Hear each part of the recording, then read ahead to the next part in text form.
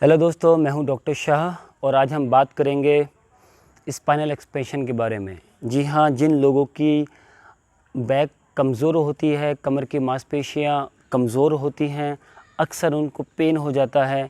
कुछ लोग ऐसे भी होते हैं जिनको मैंने देखा है, बहुत सालों से मेरे सेंटर पे आए हैं और उनकी काउंसलिंग भी की है कि स्पाइन की मांसपेशियां कमज़ोर होने की बिना पे या वो उसको ट्रेन नहीं कर पाते। वो लोग भी ऐसे हैं कि जो रेगुलर बेस पे एक्सरसाइजेस करते हैं बट अपनी स्पाइन को मजबूत नहीं कर पाते।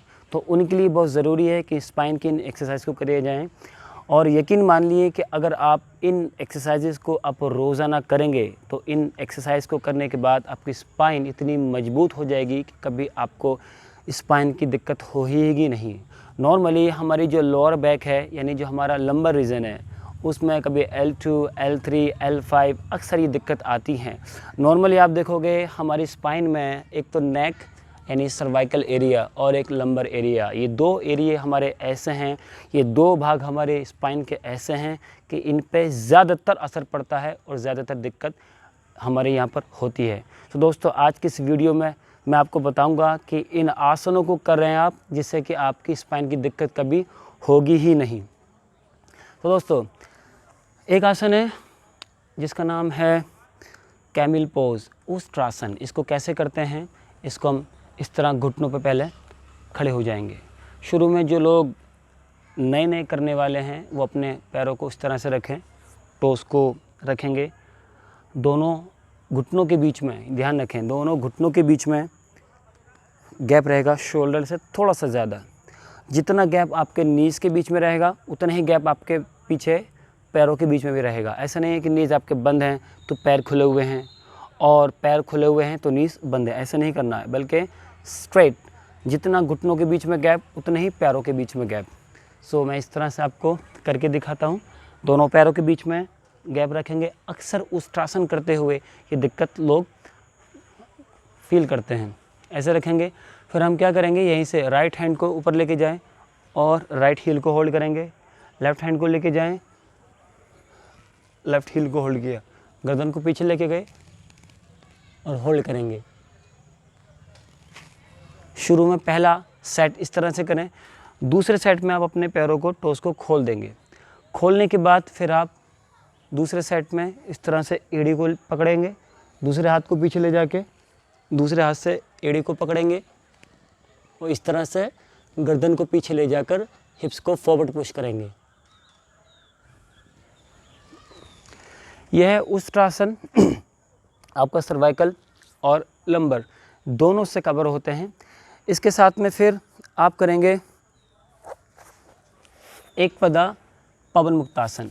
इस तरह से पेट के बल लेट जाएंगे, दोनों पैरों को सीधा करेंगे, राइट घुटने को मोड़ेंगे और बगल में खींचेंगे। इसी तरह दूसरे पैर से भी हम इस आसन को करेंगे। दोनों तरफ से आप धीरे धीरे इसको करें। फिर दोनों पैरों को मिलाकर आप इस तरह से खींचेंगे सीने की तरफ। ये था एक पदा पवन मुक्तासन। फिर करेंगे हम कंधरासन। दोनों पैरों के बीच में शोल्डर लेवल का गैप रखिए, दोनों हाथों से अपने एंकल को होल्ड कर लेंगे। अगर हाथ यहाँ नहीं आ पाते हैं तो एड़ियों की लाइन में रखेंगे, हाथ आ सकते हैं तो होल्ड कर लेंगे। इसके बाद हम गहरी सांस लेते हुए अपने हिप्स को ऊपर तान देंगे इस तरह से। जब आप हिप्स को ऊपर लेके जाएंगे तो कंधों को अंदर की तरफ मोड़िए। सो ये कंधरासन करना है हमने। इसके बाद एक आसन और है उत्तानासन। दोनों हाथों को इस तरह रखें या यहाँ रखें और दोनों घुटनों को सीधा रखते हुए दोनों पैरों को ऊपर उठा लें।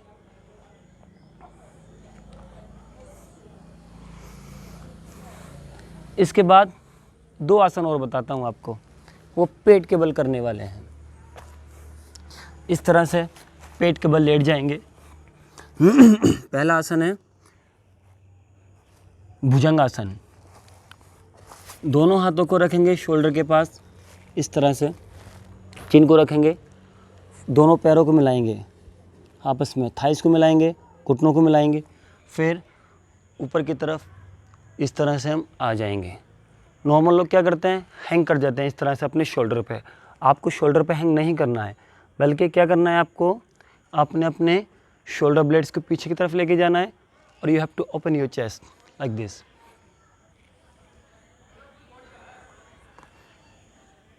फिर नीचे आ जाएंगे, एक भुजंग करेंगे, फिर एक शलभासन और करना है आपको। इन सारे आसनों की ट्रेनिंग आप अगर रोज़ाना करेंगे तो दोस्तों आपको कभी भी किसी भी तरह की कमर की दिक्कत होगी ही नहीं। शलभ कैसे करेंगे, इस तरह लेट जाएंगे, दोनों हाथों को रखेंगे थाइस के नीचे। मैं बेसिक वाला करके दिखा रहा हूँ आपको, जिससे कि आप आसानी से कर पाएँ। इसके बाद क्या करेंगे, चिन को रखते हुए दोनों पैरों को उठा देंगे।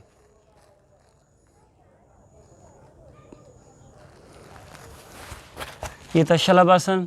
किसी पे और टाइम है तो और भी आसन इसमें ऐड किए जा सकते हैं। जैसे आप लेट गए, दोनों हाथों को सामने रखिए, आपने नौकासन किया, प्रोलॉन्ग एक्सटेंशन किया। इन आसनों को बढ़ा सकते हैं, धनुरासन कर लिया आपने।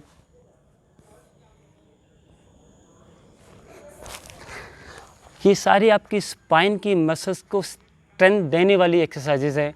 इनसे आपकी स्पाइन की मसल्स स्ट्रेंथन हो जाएगी, आपकी स्पाइन की मसल्स इतनी मजबूत हो जाएंगी कि आप को कभी दर्द की शिकायत होगी ही नहीं। और दोस्तों अक्सर ये कहा जाता है कि जिसकी कमर मजबूत है, जिसकी कमर मजबूत है, कहते हैं ना स्पाइनल कॉर्ड तोड़ दो।